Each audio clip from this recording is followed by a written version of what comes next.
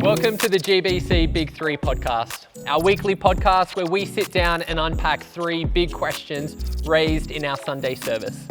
I'm your host, Matt Willis, and what a week it has been. So much has changed since we last recorded our Big 3 with the increase of regulations in response to the COVID-19 virus and the changes in physical distancing. We as a church had to move online, and the GBC team rallied together and put on an incredible service for our community on Sunday. And a member of that powerhouse team is my co-host for today, Marc Coleman. Marc, how are you feeling after the week that has been? Yeah, it's been a fast-paced week, but I feel a bit like a chameleon, having to change and adapt to ever-changing circumstances. But I'm good. Absolutely, and they have been changing quick and regularly as well. So you guys did amazing on Sunday. It was great to be a part of that. And Marc Rader, you spoke about the Ungathered Church, an appropriate title, I feel, considering the context that we were in our services on Sunday. What are your reflections coming out of everything? I think I'm still kind of like Mark. I feel like I'm still catching up on stuff, really. Things moved really quickly. There's still a great deal of ambiguity around it. I thought, our online services were great. I wonder how that'll feel 4 months from now, like whether we'll still have the same momentum. So there's still a lot to work out, but it's kind of while it's been disruptive, there's some kind of exciting opportunities for us, I think, as a church to understand who we are as the church when we're not gathered together and all that that means for us. So it's a bit of everything. Yeah, it is a bit of everything. Well, listen, your message was a massive encouragement for me, and I'm sure it was for the hundreds of people who logged on to watch on Sunday. If you want to listen to that sermon, you still can on our regular GBC Sermons podcast. But as we normally do, today we're going to unpack the 3 big questions submitted through Slido on our Sunday service. So, gents, let's get into the big 3. Well, Marc, your message was clearly in response to how dramatically our world has changed, not just over the last week, but just over the last months as well, due to COVID-19, specifically how it has changed for us in the way that we do church. We are the Church Ungathered now more than ever, and you reminded us that the church, in the sense of the traditional Sunday gathering, is actually not the goal, but rather is the time and space where we come together to prepare. The church is out there, wherever you are, wherever I am, wherever we are. And so that kind of stems into our first question. What preconceptions about church must we let go of as we face this new world? Yeah, I think to some degree we're going to figure that out as we go, right? One of the things about a lot of our preconceived notions is that they're very often unconceived, right? Like we don't even notice them. There's assumptions that we make about things.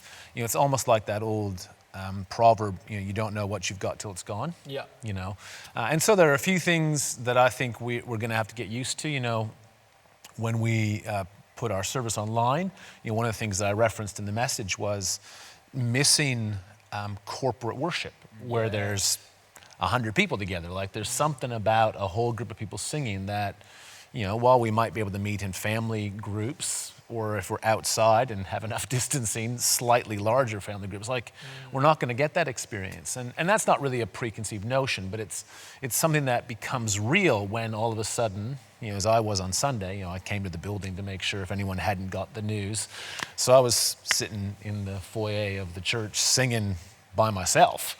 And so it's just kind of like, it's just really quite strange. I think though the bigger piece, and what I think just kind of edging into a little bit in the message, is the idea that we have to be gathered together to be the church. It's a very institutional view of the church, and it's a very almost a cultural view of the church, right? Where we're reflecting on the history. So when people say, hey, would you like to come to church?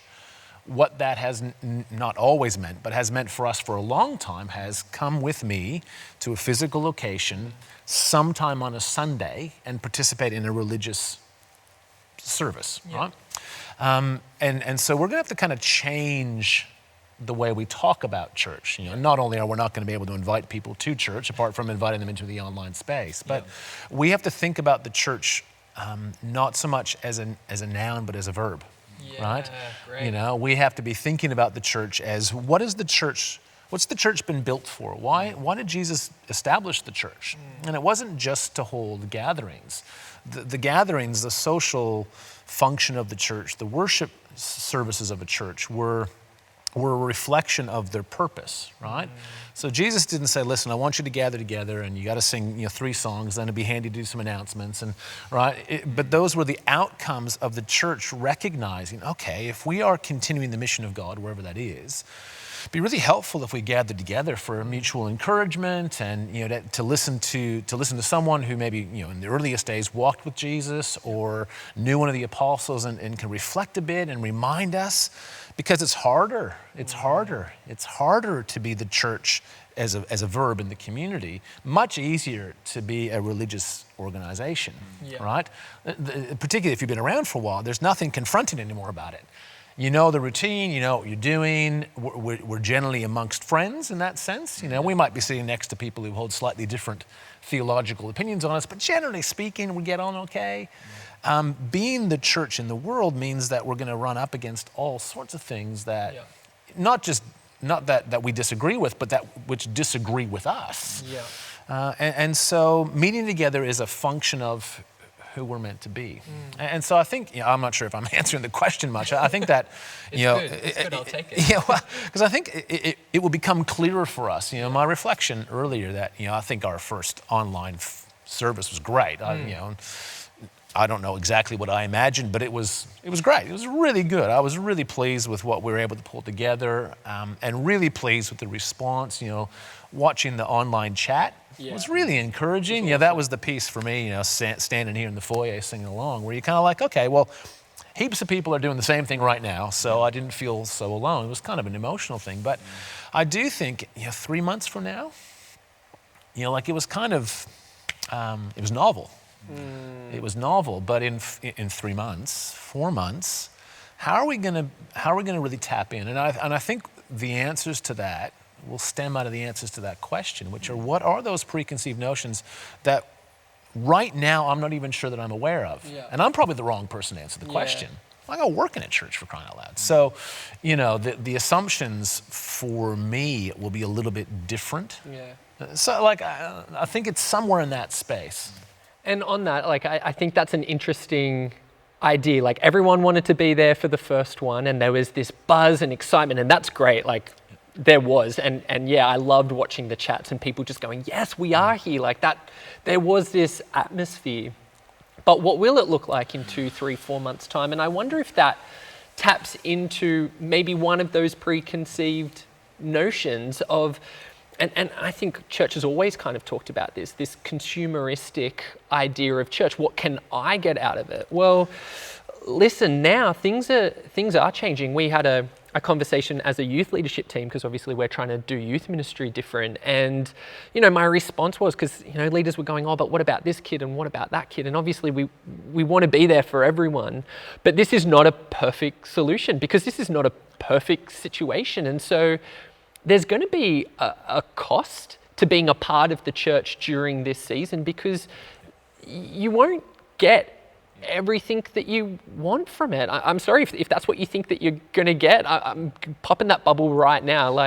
But the shift will be from attending church to recognizing who we are meant to be as the church sent, and therefore gathering in whatever form we're allowed to facilitate that mission, to facilitate that purpose. And so the sooner we as a community of faith, and as communities of faith, because this is not just us, it's everyone, the sooner we can come to terms with what does it look like for us to do the church. Yeah. The mission of the church. The sooner we will begin to recognize what we need to encourage us, to equip us, to strengthen us, to recenter us and refocus us in our gatherings. And that will dictate the form that we do online, or whatever the case might be. So, And I think that whole idea that we can't exclude human-to-human interaction, like that is kind of part of what it means to be the church. But we have to be creative about the ways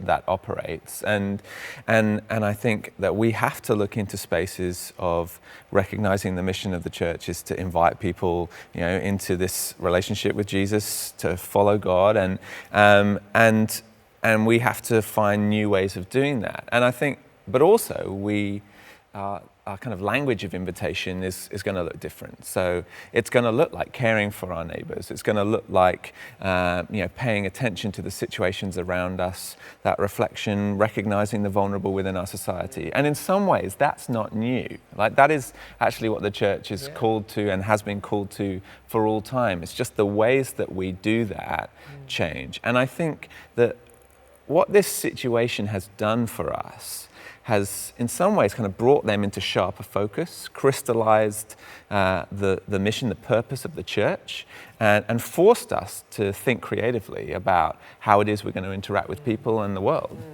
Yeah, absolutely. Obviously, these are uncertain times, and they're kind of scary times as well. Like there is a lot of anxiety, there is a lot of fear, but I do think that there's also opportunity here. Kind of like, I guess what both you're saying, like there's an opportunity to refocus and not necessarily redefine, but return to the original intention of the church. And I think what this does is it fast forwards it for us. Yeah. So as a community of faith, we've been, over the last 2 years in particular, we've been talking a lot about, as the Father sent me, I'm sending you, and the work of the church is out there, it's not in here. But that's a hard message to live out. But all of a sudden, the church isn't in here anymore. Yeah. So we've got to do it. We've got it. So I think there's the opportunity, exactly, Matt, to really fast forward our appropriation of who I think we've always known we are, but to work that through a little bit more specifically. Yeah. Well, I guess that's a challenge for us and for our community moving forward, is maybe we need to have eyes open to see those preconceived ideas and allow them to be challenged in this new setting. Yeah. Well, Mark, you brought us back to a significant verse for our church, John 20:21, as the Father sent me, I am sending you. And again, you were reminding us as a community of faith that we are still, even in the current setting and the current situation, we are still being called to participate with God wherever we are, whether that's, just from the space of our living room and we're in self-quarantine, but that is the work of the church. And so that brings us to our second question. What does it look like to be sent in a world where we can't necessarily go? Yeah, I've been thinking a lot about that, kind of as an extension of the first question, which probably works out really quite nicely then. But if we're going to be sending everybody out, what's the work that they're going to be doing? And it's not the work that we could have done even a week ago, right? And so I've been thinking that through a little bit. I think there are a few pieces, I think, in that, but I think that we just have to look to our families and our neighborhoods as best we can. I think that there's something very powerful. One of the reasons why we're trying to sit farther apart than we might normally. If we were when you're recording something, is to show to the best of our abilities that we're trying to live up to the restrictions. So the Prime Minister, if you've listened to any of his presentations, he's been pretty disappointed with the Australian population as a whole. And while we don't serve the Prime Minister per se, I think that there's something for us as Christians to say, you know what? We're not going to do the whole, we trust God, so let's go down to the beach. We're going to try to be, we're going to be those who are others focused, one of our values. And we're going to be thinking about the people around us. And so we're just going to be smart. And so I think that that's an important witness. And then I think that the work in our families, I think the work in our neighborhoods. I think being those who are just touching base with those around us, thinking, one of the problems I think when we experience such anxious and ambiguous times is that our circle of concern or our circle of care shrinks in, so when everything's great, the circle around me is quite large, and I've got lots of space for other people in that. When I get anxious or tired or stressed, that circle comes right in, and so sometimes it's just big enough for me, and then my family maybe and my closest friends, and I think we need to be those who are trying to find the capacity that I think comes from the Holy Spirit to be able to kind of allow that circle to be a bit bigger.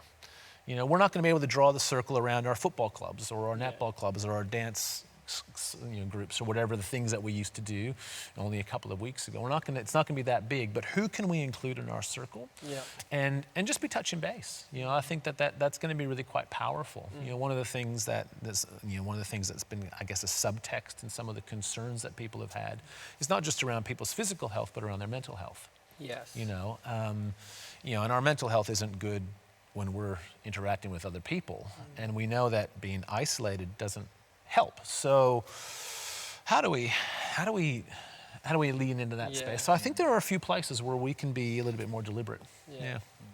I was reflecting kind of on this question as well, and I think this is in some ways, this is the crux, I guess, of what we're called to right in this space. And in fact, someone emailed me this morning reminding me of a book that I have read, and they said they've been reading it too, and they came across this quote. And it's basically, it's from this book, Eugene Peterson's book, Run with the Horses, which centers on kind of the book of Jeremiah, and particularly Jeremiah's words to God's people in exile. And they found themselves in Babylon, in a place that was totally unfamiliar to them, and they had to explore a totally new way of being the people of God in a context that they were unfamiliar with, in a context that they felt uncomfortable about. And and I love it. This quote talks about how the people of God in that space didn't lose their identity; they discovered it, and that they also became incredibly creative. And it drove them into deeper spiritual practices like prayer, because they were entirely dependent upon God in that circumstance to interact with their new surroundings. And I think they're the sorts of things that we are invited into as well. And I think that there's a really important two kind of pieces out of that. Like, I think one is the spiritual practice piece. Right? Because we can often outsource our spiritual development to church or a life group or a youth ministry or whatever it might be. And we have to insource that now, right? And, it's the resources of the Holy Spirit and prayer and devotion and those sorts of things I think become quite important. But also that, one of the subtexts in those Jeremiah passages, and you find it in the exilic period, right? When the people of Israel were sent. Well, not sent, they were dragged away, but they were taken to different places. For some, they saw that as a place where faith could grow, right? For others, they abandoned it altogether. And so I think we need to be aware of this, and it might be worth saying that, as a leadership, we're starting to think about what we're going to be preaching through and thinking through. And I think that I want to take some time to look through the Epistle of Hebrews, because it's all about not drifting away. Because I think that this is a space not just to uncover some of those assumptions about church, not only potentially to deepen our spirituality, but if we're not careful, this could also be that moment when we just drift away. And actually, one of the analogies that was constantly spoken to me in youth group about the importance of going to church was this idea of coals being together, and that they keep their heat by being together, and that was the kind of the encouragement to be in a church space. And to a certain extent, we've got physical distance now, so we are coals that are physically separated. But absolutely, I think as Jeremiah and that underlying practice within there and Mark raises that.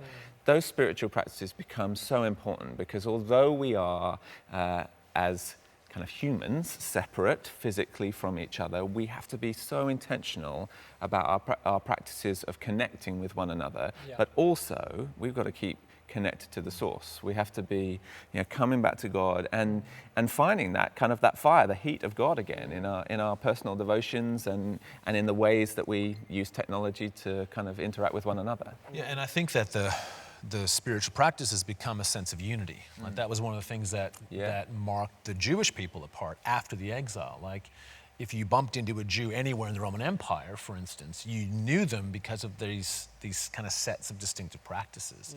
And so there's a sense of recognizing that we're engaged in spiritual practices, not just because of my relationship with Jesus, but also because this is what followers of Jesus do. And I'm doing this, and so is Matt, and so is Mark, and so are the members of my community of faith, wherever they might be. So yeah, I think there's a whole bunch for us to be doing as followers of Jesus in the midst of our ministry that might not look like it has in the past. Well, and it probably won't, because it can't. Yeah, that's right. I think just one other thing I'd just love to add is that we can feel a fear or an anxiety around having to develop and find new ways of re-engaging. And I think to a certain extent, some of that, not anxiety, but some of that kind of wake up is good for us. I think that should, and if it does drive us into deeper spiritual practice, that's excellent. But the other thing I think that I found kind of comforting in this space is that Jesus was the most creative person who ever lived.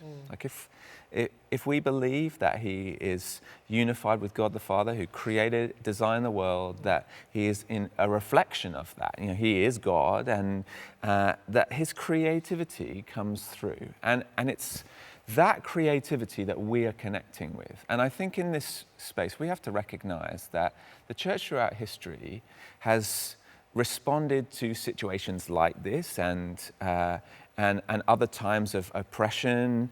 There's countless kind of examples of that throughout the Bible, but responded with extraordinary creativity. And that is a creativity that I believe is open to us.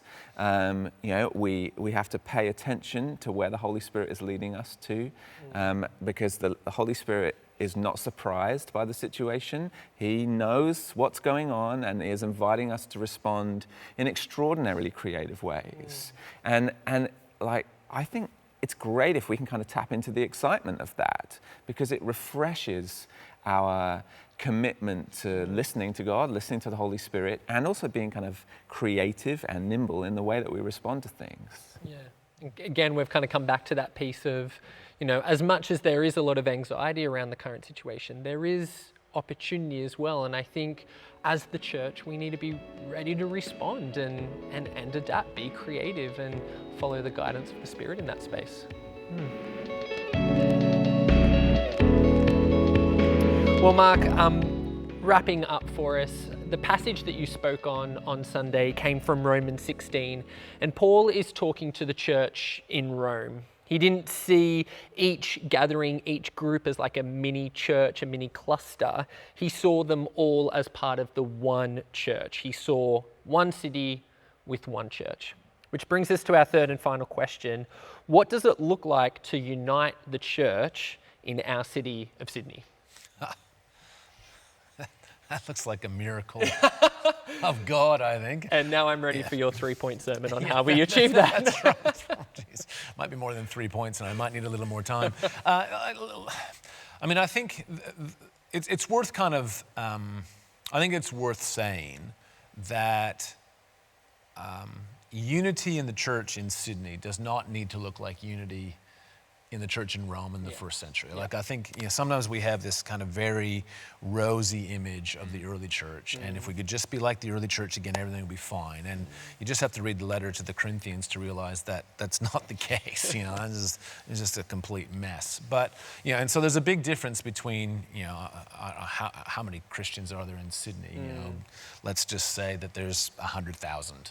That's a lot different than the entire Church of Rome, which might have been 40 to 100 people who probably knew each other well enough that a greeting to Matt Willis made sense for me. You know, Yeah. like, oh yeah, I know Matt. Like I bumped into him at one of the other gatherings or whatever it might be. So I think it's worth just kind of separating that a little bit. So I don't think that whatever we do in Sydney, whatever that ends up looking like, should ever necessarily look like that again. However, you know, we tend to be concerned about building our own things. Yeah. You know, some of that I think is human nature, not in a sinful way, but just human nature. You know, it's that circle thing, right? You know, you pay attention to the people in your community of faith, and you know, people of similar interests tend to gather together, which gives a particular flavor to a particular expression of faith, and all those sorts of things. And I think that's all valid and quite worthwhile. I think that in this time, I think, you know, the sharing of resources becomes very, very different. Yeah. You know, so, you know, we're really grateful for the resources that we've used from Life Church in the United States. They're committed to, you know, the YouVersion of the Bible. That app is free for anyone around the world. Their church online platform is free to any church, and you know, that's just been an enormous example of being big-hearted on their behalf that we've benefited from.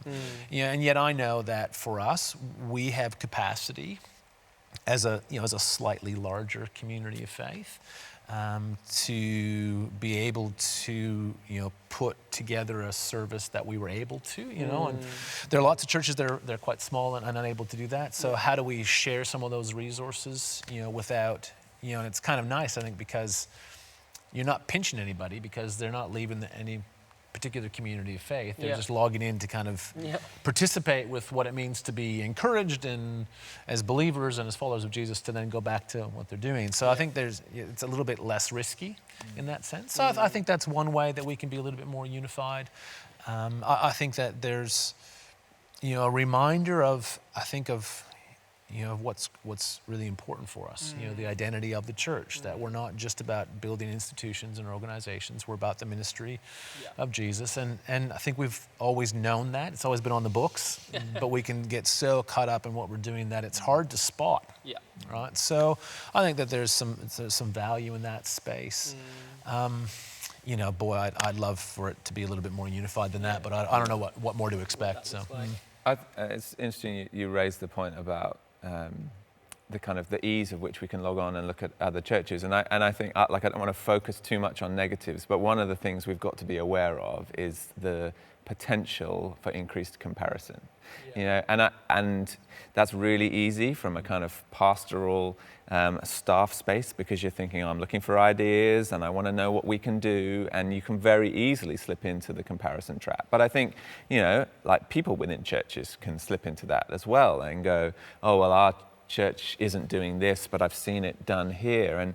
And we've got to be aware of where, you know, there's this brave new world of creative space for us to do church, but the enemy is going to use every tool he's got to kind of divide us in that space as well. And so I think part of us standing united as one church in Sydney is about us all taking responsibility for not slipping into comparison in that space. Yeah, I think that'd be really true. Particularly, you know, I think we always compare churches. I'm often here. Usually I'm here, so, you know, I don't get to compare churches very often. Yeah. But, you know, whenever I'm in another church, I like poking around to see what they're doing and what they're trying and all those sorts of things. But it's quite limited. Whereas, you know, I mean, on Sunday you could have, if you spent even a minute, you could have looked at hundreds of churches across Australia, even beyond, to get ideas, or to compare and go, yeah, we're better than that. Oh, we're not as good as that. Let's not watch that anymore. You know, whatever it might be. And I think we have to be very careful about that. And I think, you know, it's a tricky one. You know, we were quite deliberate about encouraging people to participate. You know, because the medium of a screen, I think, you know, our phones and our tablets are a little bit less passive than television.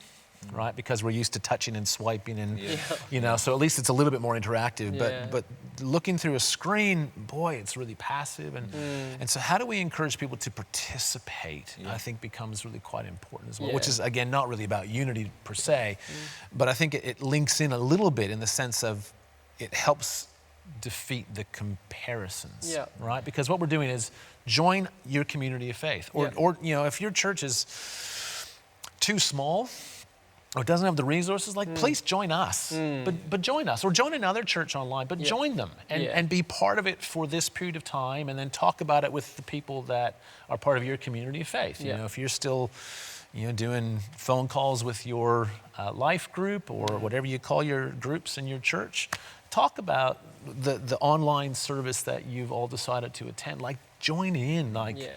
Don't channel surf. Don't web surf just to try to find the best show. So I think which is again not really unity, but touches on that comparison. No, but I feel like it's taken us on a full circle again, back to what we were talking about in that first question, which is we need to, I guess, break down some of those unhelpful ideas around what church is. And as you guys were both talking, I was thinking again, we need to keep in check our consumeristic ideas, because it's not about, what's this church doing and I rather that, or, we should try and figure this out, let's do it that way. It's about being a part and uniting together as the body of Christ, wherever we are, whatever we're doing, and participating in what God is doing in our world, because he continues to work, whether we're in lockdown or not. God continues to move in the Sullen Shire and beyond, and in our world, and we need to be driven to be a part of that. I think one of the things that also comes out in these kinds of times, and I'm a generation that's never lived through a world war, so I am only able to reflect on this kind of as a historical, as a historian, although I never call myself that. But you see in wartime that the idea of the common enemy is what unites people, and people go, okay, we did have differences, but we've got to unite because there's something that's bigger that's against us. And I think, the nature of a global pandemic means that there is a common enemy right now. And we have to unite against that. And I think I'm actually excited for the ways that seeking to unite against a common enemy, and the impact that has on churches gathering, as well as on health and resources and all of those sorts of things, that invites us to kind of put differences aside and to say, hey, how can we help you? And I think about that denominationally. I've just started a leadership training program with a bunch of people who work in the Salvation Army, and the conversations that I have with them, I just think you are extraordinarily well equipped for reaching marginalized within our society, meeting the needs of those who are kind of vulnerable and in need. And I just think I'd love us to be better in that space. And similarly, they were having conversations with us and saying, we just love the richness and the depth of preaching that we're getting from other churches. We would love a bit more of that. Now is the opportunity for us to kind of work together in those spaces. And of course, the work that the Salvation Army is doing with vulnerable people is going to have to look different in this time. But I feel like they're the creative ones in that space, and working together just opens up a whole world of possibilities, I think. I guess it's fair to say that it is a brave new world, and we all need to kind of adapt as we step into this new space. Yeah, absolutely. Well, guys, thanks so much for joining us this week. Loved hearing your reflections. If you want to be a part of the conversation, make sure that you sign in at gbconline.org.au during our Sunday services, and that you snap the Slido QR code before the sermon to get involved. If you've joined us on the podcast today and you've enjoyed the Big Three, be sure that you give us a star rating and subscribe to stay up to date in all future episodes. Thanks for joining us for this week's Big Three and our deep dive into God's invitation for us all. Remember, there's no thought too small, no question too big.